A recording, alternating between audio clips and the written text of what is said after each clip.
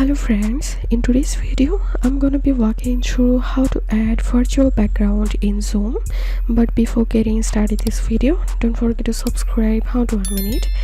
So open your Zoom client and start or host a meeting. So I'm going to starting a instant meeting by clicking on this button here.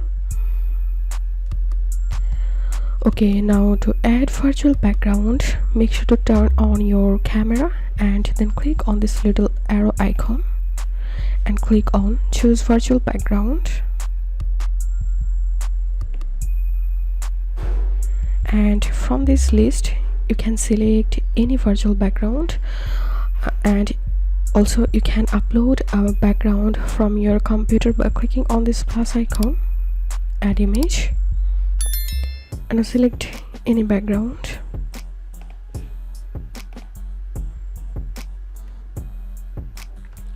So here we can see the background has been changed. So this is how we can use virtual background on Zoom. If you think to see more Zoom videos, please check the links in descriptions. If this video helped you, give a thumbs up and please consider subscribe to How to 1 Minute. Thank you for watching.